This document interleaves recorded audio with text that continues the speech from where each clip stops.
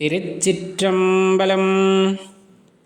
திருமுலரையா திருவடிகள் போற்றி போற்றி, குருவடியும் திருவடியும் வணங்கிந்த பதிவை ஆரம்பிக்கலாம். அன்பர்களே, கண்ணை கட்டி காட்டில் விட்ட மாதிரி சில நேரங்களில் தோணுதா அப்படிங்கிறத பாருங்கள். ஏன்னா நிறைய அடியார் பெருமக்களுக்கு இது சில காலகட்டங்களிலே ஏற்படும்.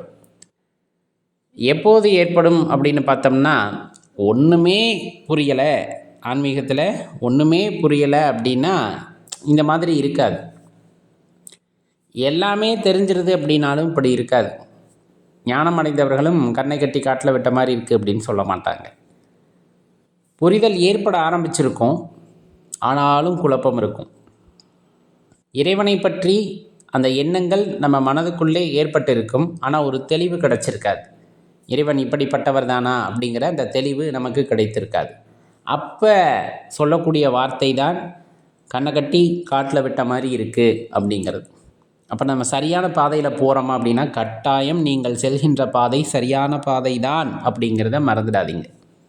ஏன்னா தியானம் செய்ய ஆரம்பிச்சிருப்போம், உள்நோக்கி காண ஆரம்பித்திருப்போம், ஆனால் ஒன்றுமே புலப்படாது. உள்நோக்கி பார்க்க வேண்டும் என்கிறார்களே, உள்ளே ஒன்றுமே தெரியவில்லையே அப்படிங்கிற அந்த எண்ணம் இருந்திருக்கும். ஆனால் உங்களுக்கே தெரியாமல் ஒரு விஷயம் அங்கே நடந்துக்கிட்டு இருக்கிறத நீங்கள் கவனித்திருக்க மாட்டீங்க. எப்போ நம்ம உள்முகமாக நம்ம பார்வையை கொண்டு போய் நிறுத்துகிறோமோ, தேட ஆரம்பிக்கின்றோமோ, மனசில் ஒரு 1000 எண்ணங்கள் ஓடினது அப்படியே குறைஞ்சி இப்போ உங்களுக்கு 100 எண்ணமாக வந்திருந்திருக்கும். அந்த 100 எண்ணமும் கூட குறைய ஆரம்பிச்சிருக்கும் எப்போ இந்த உள்முகமாக தேடும்போது. அப்போ நீங்கள் சரியான பாதையில் தான் போகிறீங்க அப்படிங்கிறத தெரிஞ்சுக்கணும். அப்படி இல்லை, உள்முகமாக தேடும்போது கூட எனக்கு 1000 எண்ணங்கள் வந்துக்கிட்டு இருக்குது அப்படின்னா, அப்போ நம்ம இன்னும் ஒரு பக்குவ நிலைக்கு வரலை அப்படிங்கிறத அர்த்தம். அந்த எண்ணங்கள் படிப்படியாக குறைவதை நீங்கள் சரியான பாதையை நோக்கி செல்கிறீர்கள் அப்படிங்கிறது தான் உணர்த்தும். அப்போ தான் அந்த கண்ணை கட்டி காட்டில் விட்ட மாதிரி இருக்கும். என்னடா உள்ளே பார்த்தா தெரியுதுன்னு சொல்லுவாங்க, ஆனால் ஒன்றும் தெரியல, ஆனால் எண்ணங்கள் இப்படி சிதறி ஓடிக்கிட்டு இருக்கே அப்படின்னா, முன்னிருந்த எண்ணங்களின் எண்ணிக்கைக்கும் இப்போ இருக்கக்கூடிய எண்ணங்களின் எண்ணிக்கைக்கும் வேறுபாடு இருக்குது, குறைந்திருக்கு அப்படின்னாலே அகமுக தேடலிலே ஒரு படிக்கட்டை நீங்கள் தாண்டி விட்டீர்கள் அப்படிங்கிறது தான் அர்த்தம். அப்போ அதை தொடர்ந்து நம்ம செய்யணும். கண்ணை கட்டி காட்டில் விட்ட மாதிரி தான் இருக்கும், இருட்டுக்குள்ளே நிற்கிற மாதிரி தான் இருக்கும், எதையும் உணர்ந்துக்காத மாதிரி தான் இருக்கும். ஆனால் இறைவன் உங்களை நெருங்கி வருகிறார் அப்படிங்கிறது தான் அதனுடைய அர்த்தமாக நீங்கள் எப்போதுமே எடுத்துக்கொள்ள வேண்டும். இன்னொரு விஷயம், நமக்கு இறைவன் எதையாவது கொடுக்க வேண்டும் என்று நினைத்து விட்டால், சிவபெருமான் இன்னதை இன்னாருக்கு கொடுக்க வேண்டும் என்று நினைத்து விட்டால் அதை தடுப்பதற்கு உலகத்திலே யாரும் பிறந்து வந்திருக்க மாட்டார்கள்.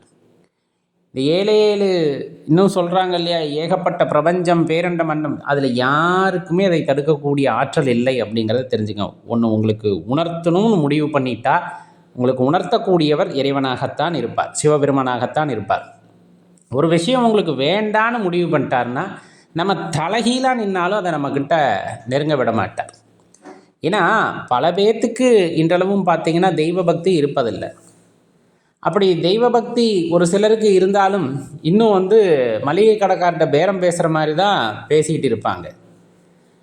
அந்த பேரம் பேசுவதும் இல்லை, ஆனால் பக்தி சிரத்தையோடு இறைவனை உணர்ந்து கொள்ள வேண்டும் என்ற எண்ணுபவர்கள் ரொம்ப குறைவு. அதிலே ஒருவராக நீங்கள் இருக்கிறீர்கள் அப்படின்னாலே நீங்கள் இறைவன் தேர்ந்தெடுத்த உயிர்தான் அப்படிங்கிறத தெரிஞ்சுக்கணும்.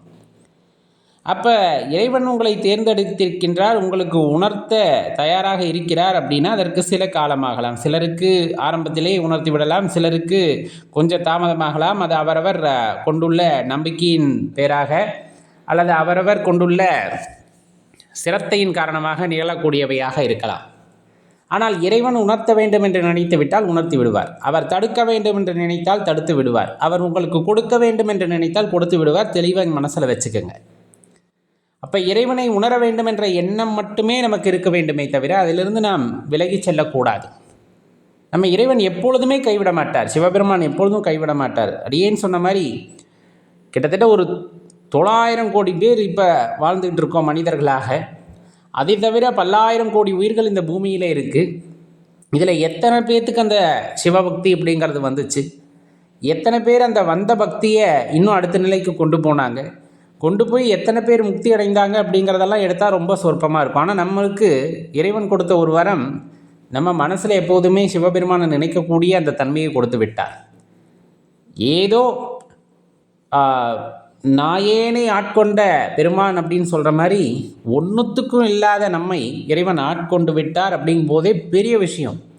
யாருக்கு கிடைத்து விடும் இந்த பாக்கியம்? யோசிச்சு பாருங்களேன். ஏன்னா நால்வர் பெருமக்கள் 63 நாயன்மார்கள் அவர்களெல்லாம் ஆட்கொண்ட விதம் அப்படிங்கிறது ஒவ்வொரு மாதிரி இருந்தாலும் நம்மெல்லாம் அந்த பக்திக்கு தகுதியானவர்களா அப்படின்னு எண்ணி பார்க்கக்கூடிய நேரத்திலே நம்மையும் ஒரு பொருட்டாக நினைத்து நமக்குள்ளே அந்த பக்தியை உணர வைத்திருக்கின்றார், அவர் ஆட்கொண்டு இருக்கிறார் அப்படின்னா அவர் எவ்வளவு கருணையானலாக இருப்பார் அப்படிங்கிறத யோசிச்சுப்பார். ஒன்றுத்துக்கும் போராதவங்க நம்மளை இறைவன் ஆட்கொண்டு இருக்கிறார் அப்படின்னா அவர் எவ்வளவு பெரிய கருணையாளர் அப்படிங்கிறத யோசிச்சு பாருங்க. மாணிக்கவாசக பெருமான் அடிக்கடி சொல்கிறதும் அதுதான். நான்லாம் ஒரு பொருட்டா அப்படின்னு சொல்லுவார். அதே மாதிரி தான் அவரெல்லாம் உயர்ந்த நிலையில் இருக்கக்கூடிய ஆத்மா, அவரை ஆட்கொண்டதில் கூட ஒரு அர்த்தம் உண்டு. ஆனால் அடியேனை போன்று நம்மை போன்று இருக்கக்கூடிய எதையும் உணர்ந்து கொள்ள முடியாமல் கீழ்நிலையிலே இருப்பவர்களை ஆட்கொள்கிறார் அப்படின்னா அவர் எவ்வளவு பெரிய கருணையாளராக இருப்பார் என்று யோசித்து பாருங்கள். அப்படிப்பட்ட ஒரு வாய்ப்பை நமக்கு இறைவன் கொடுத்திருக்கிறார் அப்படிங்கும் போது நம்ம எப்பொழுதும் அவர் கைவிட மாட்டார், எந்த சூழ்நிலையிலும் கைவிட மாட்டார். கண்ணை கட்டி காட்டில் விட்ட மாதிரி இருந்தாலும் ஒரு கட்டத்திலே நமது மனதுக்குள்ளே ஒரு தெளிவை உண்டாக்கி அந்த பாதையிலே செல் அப்படின்னு சொல்லுவார். அது வரையிலும் பொறுத்திருக்க வேண்டும் அப்படிங்கிறத மனசில் தெளிவாக வச்சுக்கோங்க. எந்த நேரத்திலும் மனதில் கொள்ள வேண்டிய ஒரே விஷயம், அப்பன் என்னுடன் இருக்கிறார், நான் தனியாக இல்லை. கண்ணை கட்டி காட்டில் விட்டாலும் என்னுடன் இருப்பது யார் அப்படின்னா சிவபெருமான். நான் ஒரு அடி தவறாக எடுத்து வைக்கும்போது வைக்காதே அப்படிங்கிற ஒளியை அவர் எழுப்புவார். அதை நாம் காது கொடுத்து கேட்க வேண்டும். அதற்கு நாம் தயாராக இருக்க வேண்டும். அப்பொழுது இந்த வார்த்தையை நாம் கூற மாட்டோம். கண்ணை கட்டி காட்டில் விட்டது போல இருக்கிறது அப்படிங்கிற வார்த்தையை நம்ம சொல்ல மாட்டோம். அப்போ செய்ய வேண்டிய ஒரு விஷயம் என்ன அப்படின்னா, அவரை உணர வேண்டும், அவரை அடைய வேண்டும் அப்படிங்கிறது. இன்னொன்று, நமக்காக அவர் ஏற்படுத்தி கொடுக்கின்ற வாய்ப்புகளை சரியாக பயன்படுத்தி கொள்ள வேண்டும்.